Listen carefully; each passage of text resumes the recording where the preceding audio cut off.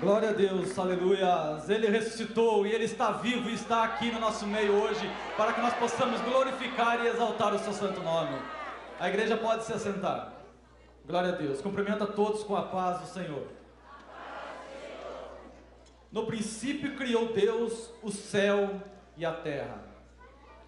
Qual é o verdadeiro significado da Páscoa para você? Como que você, quando você ouve falar em Páscoa, como que você pensa? O que você imagina já na sua mente? O que é Páscoa para você? O que é Páscoa para mim? E quando eu meditava na palavra do Senhor sobre isso, a primeira palavra que nós vemos na Bíblia Sagrada, a palavra que Jesus deixou, que Deus deixou para nós, foi que no princípio criou Deus o céu e a terra. Criou os céus e a terra no princípio. E eu comecei a parar e meditar no que significava no princípio. Nós vemos aqui, nós estamos falando sobre a Páscoa, e nós vamos falar sobre a Páscoa rapidamente, em alguns minutos. E eu gostaria que vocês entendessem que tudo o que acontece, tudo que está aqui na palavra do Senhor, só existe um centro, um norte, uma direção: Jesus Cristo, esse que ressuscitou na Páscoa. Então a Páscoa, ela tem que ser eu comemorar essa ressurreição, porque a morte de Cristo me deu vida, e a sua ressurreição me garante que eu um dia também terei um corpo glorioso, como ele também teve, como ele tem, como ele mostrou aos seus discípulos. No princípio criou Deus o céu e a terra. Quando foi escrito o Gênesis na língua hebraica, e quando a gente para analisar e pensar na língua hebraica, é uma língua perto da língua portuguesa, muito pobre em vocabulário.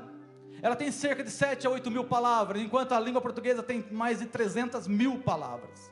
Então é comum eu ter muito mais palavras para significar alguma coisa. Mas quando eu olho para o hebraico, por ter menos vocabulário, muitas das vezes uma palavra tem vários significados. E aqui foi mostrado naquele vídeo antes, no início da peça, mostraram a vocês um texto de Colossenses, que o apóstolo Paulo escreveu sobre o princípio. Mas a Bíblia começa no princípio.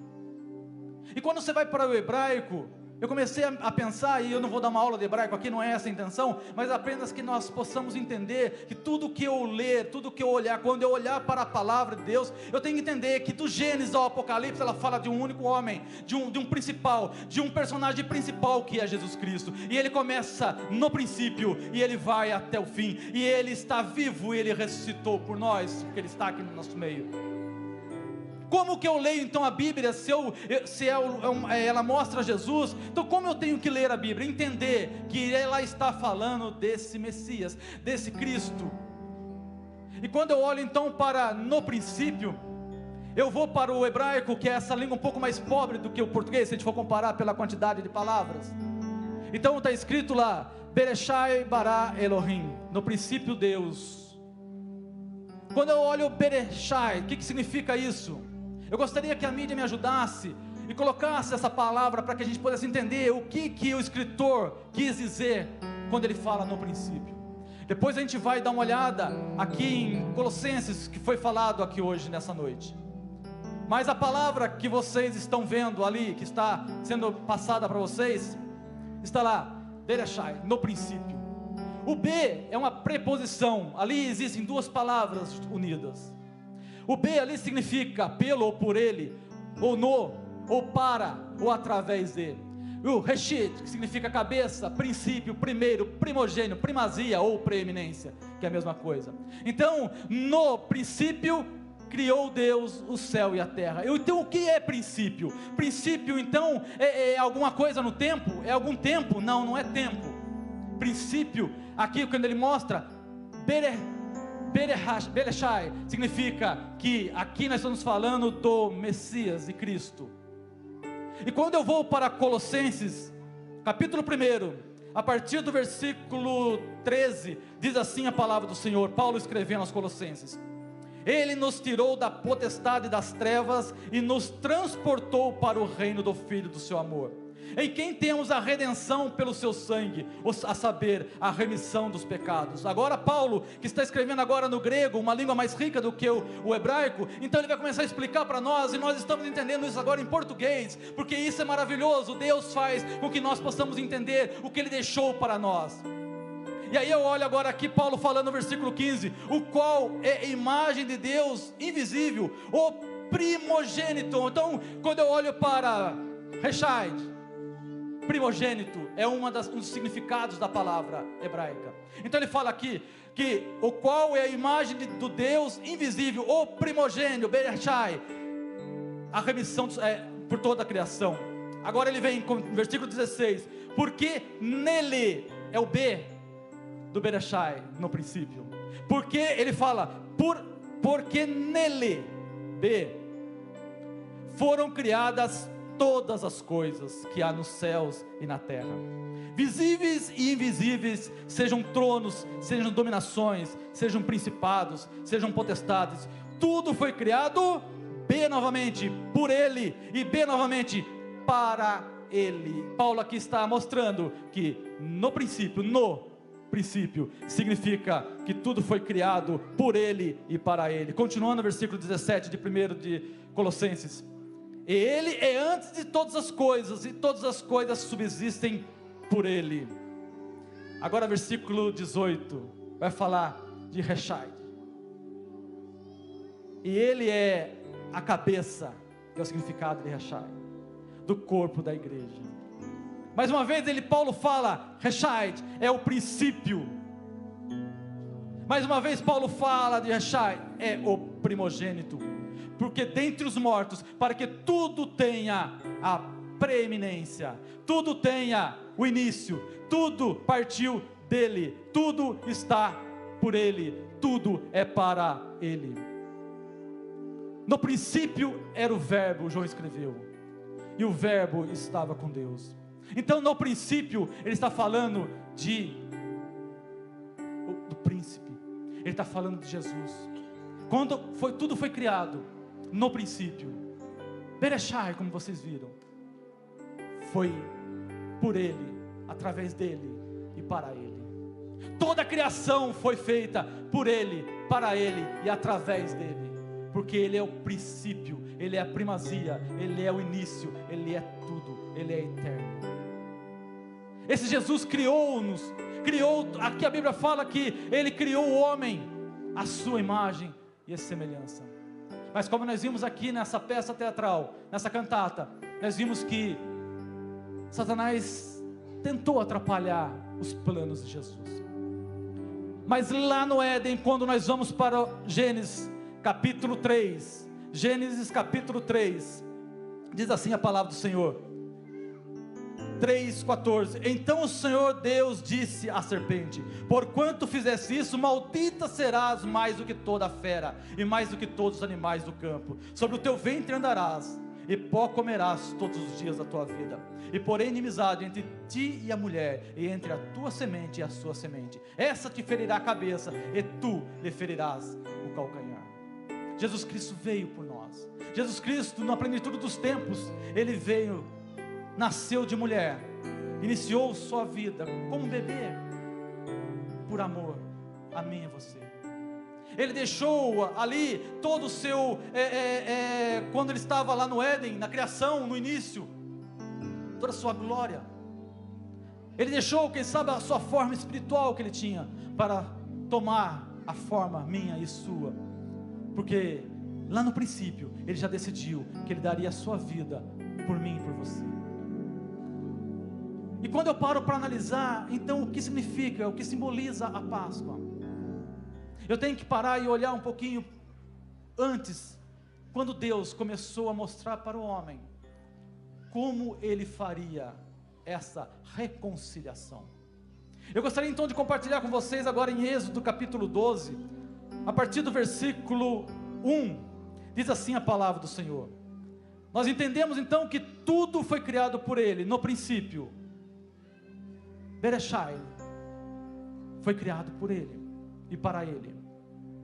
Então se foi criado para Ele, por Ele e através dele, e Ele é o cabeça, Ele é a primazia, Ele é tudo, Ele começou a traçar então o plano da nossa redenção. E nós vemos então o Êxodo capítulo 12, diz assim: e falou o Senhor a Moisés e a Arão na terra do Egito, dizendo: esse mesmo mês vos será o princípio dos meses, esse vos será o primeiro dos meses do ano. Falai a toda a congregação de Israel, dizendo: aos 10 desse mês, tome cada um para si um cordeiro, segundo as casas dos pais, um cordeiro para cada família. Mas se a família for pequena para um cordeiro, então tome um só com seu vizinho, perto da sua casa, conforme o número das almas, cada um conforme ao seu comer, fareis a conta conforme ao cordeiro. O cordeiro ou cabrito será sem mácula, o macho de 1 ano, o qual tomareis das ovelhas ou das cabras, e guardareis até ao 14º dia desse mês, e todo o ajuntamento da congregação de Israel o sacrificará à tarde.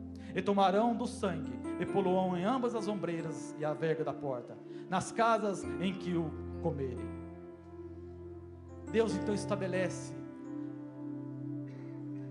logo depois da 9ª praga sobre o Egito, quando o povo de Israel, que estava ali há 430 anos sofrendo a sua escravidão, Deus mostrava para ele que ia libertá-los, do mesmo modo que Ele mostra para nós hoje, humanidade, que Ele também está pronto a nos libertar.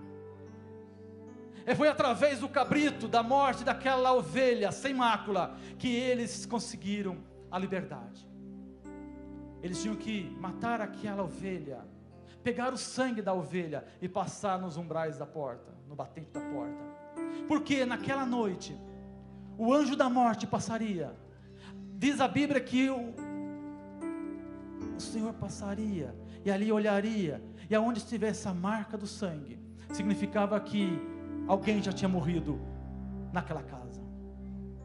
Então não precisava haver morte naquela casa. Ele passaria sobre aquela casa, mas aonde não tivesse a marca do sangue, ele entraria e o primogênito seria morto. E a Bíblia fala que naquela noite houve grande clamor no Egito, porque os filhos dos egípcios, os inimigos do povo de Deus, morreram. Os filhos primogênitos morreram naquela noite, porque eles não tinham a marca do sangue de Jesus. E a Bíblia continua dizendo, versículo 8: e naquela noite comerão a carne assada no fogo, com pães asmos, com ervas amargosas a comerão. Não comereis dele cru, nem cozido em água, senão assado no fogo, a sua cabeça com os seus pés e com a sua fressura.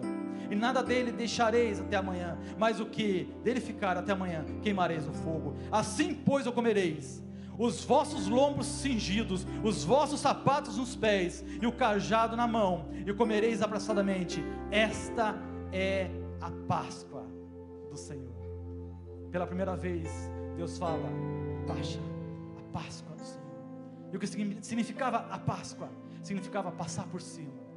Naquela noite, o anjo que desceria para matar os primogênitos, passaria por cima, era Páscoa. Passaria por cima, porque ali já havia a marca do sangue. Então quando você comemora a Páscoa, não é um ovo de chocolate, não é coelhinho, não é isso que simboliza a Páscoa. A Páscoa, ela é simbolizada pela marca do sangue de Jesus que está sobre a sua vida e da minha vida.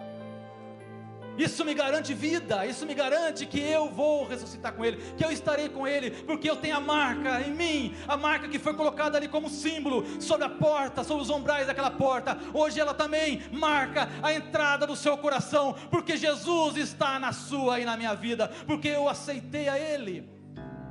Mas se você não aceitou a Ele, se você não teve esse privilégio ainda de ter levantado as tuas mãos, de ter se entregado a Ele, você ainda não tem a marca, essa marca do sangue de Jesus, que morreu naquela sexta-feira, que o povo cristão comemora como a sexta-feira que passou. Mas nós comemoramos não a sexta-feira, nós comemoramos a morte sim, mas também comemoramos o domingo, que é quando Ele ressuscitou, e Ele me deu vida, e me garante vida. E diz assim o versículo 12: e eu passarei sobre a terra do Egito essa noite, Páscoa, e ferirei todo o primogênito na terra do Egito, desde os homens até os animais, e em todos os deuses do Egito farei juízo. Eu sou o Senhor. E aquele sangue vos será por sinal nas casas em que tiverdes. Vendo eu o sangue, passarei por cima de vós, e não haverá entre vós praga de mortandade, quando eu ferir a terra do Egito. E esse dia vos será por memória, e celebrá-lo-eis por festa ao Senhor nas vossas gerações, e celebrareis por estatuto perpétuo. Essa foi a Páscoa, instituída por Deus para o povo ali de Israel. E o povo de Israel veio fazendo sacrifícios. E como eu disse há pouco, há mais de 2000 anos atrás, quando esse símbolo já estava estabelecido há muito tempo, o Cordeiro Imaculado, Bereshai, no princípio, ele desceu da sua glória, e o Espírito Santo, ali que fez com que Maria ficasse grávida, de no princípio, do Verbo, ele nasceu como um bebê comum, ele desceu da sua glória. Eu gostaria que vocês começassem a imaginar, nesses minutos que me restam, imaginar esse Deus que estava lá, que tinha ido ao pó da terra, feito homem, que viu o homem cair e pecar, por livre e espontânea vontade, não foi por pressão, não. Ele tinha o direito de não pecar, mas ele pecou. E nós continuamos muitas das vezes fazendo isso, deliberadamente, não compreendendo, não entendendo esse amor desse Deus, que em toda a sua glória, em todo o seu esplendor, ele nasce de Maria, ele é um bebê,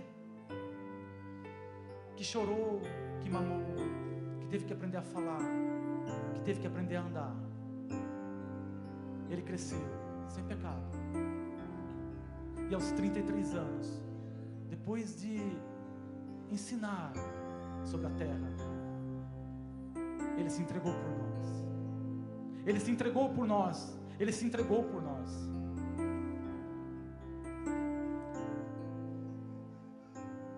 E quando eu paro para pensar, quem foi o responsável pela morte de Jesus? Será que foi Judas, pela ganância do dinheiro? Será que foi Pilatos, quem sabe, por sua covardia? Será que foram os judeus ali, os que entregou Jesus, porque não queriam perder o poder? Será que foram os soldados que cravaram os cravos na mão de Jesus? Quem foi o culpado pela morte de Jesus? A resposta é: eu e você. Jesus morreu por mim e por você. Eu o matei. Meus pecados o levaram à cruz. Mas a pergunta continua: quem matou Jesus? Será que essa é a pergunta certa que eu tenho que fazer? Mas eu poderia mudar essa pergunta e perguntar a vocês: por que Jesus morreu? Na realidade, Jesus não foi morto. Jesus se entregou voluntariamente. Jesus disse: eu sou o bom pastor. O bom pastor dá a vida pelas ovelhas. Eu dou a minha vida. Jesus diz, está escrito em João capítulo 10. Ninguém a tira de mim, mas eu a dou por minha espontânea vontade. E Paulo escreveu em Romanos capítulo 5, versículo 8: Deus demonstra seu amor por nós.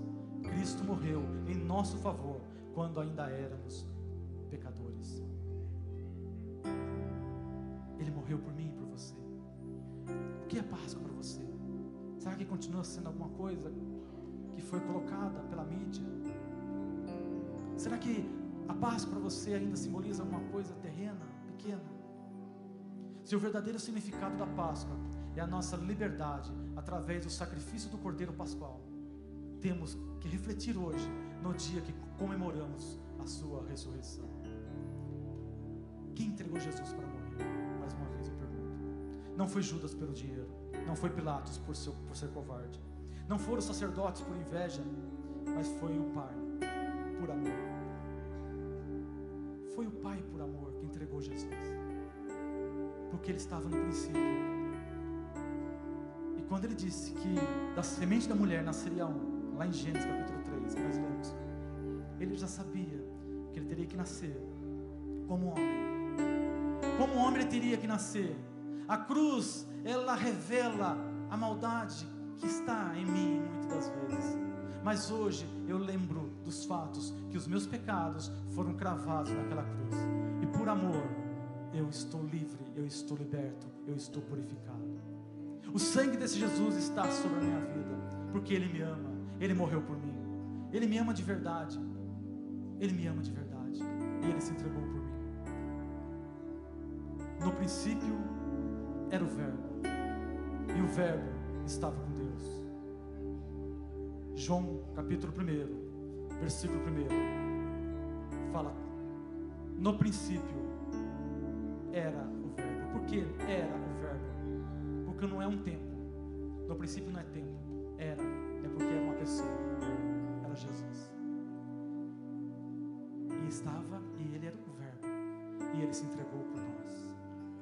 Que nessa noite a gente possa refletir isso e entender que Jesus, Ele abriu mão da sua glória, abriu mão da sua forma que Ele tinha, para ter a forma minha e sua. E naquele dia, quando Ele ressuscitou, Ele apareceu para os discípulos, e Ele mostrou a eles a marca aqui da lança. Ele mostrou naquele corpo glorioso, sim, Ele mostrou a marca dos cravos, como nós falamos na semana passada. Ele mostrou, sim, mas a forma dele continuou sendo uma forma humana, e Ele subiu ali, e Ele foi para o céu, para ficar à direita do Pai, e hoje Ele intercede por nós, e Ele tem a sua forma e a minha forma, porque 2 anjos apareceram e disseram naquela noite que do mesmo modo que aqueles homens viram subir, Ele vai descer novamente para reinar sobre essa terra, e Ele reinará, Ele reinará, Ele reinará. E ali toda a vitória que foi cantada aqui nessa cantata mostra que nós reinaremos com Ele, porque nós somos a igreja, nós somos a noiva, nós estaremos com Ele para sempre, porque a marca de Jesus, o sangue dele derramado está sobre a minha e a sua vida, e nós hoje podemos glorificar o seu nome, louvar e glorificar e festejar pela Páscoa, não por coisas terrenas, não por coisas pequenas, não,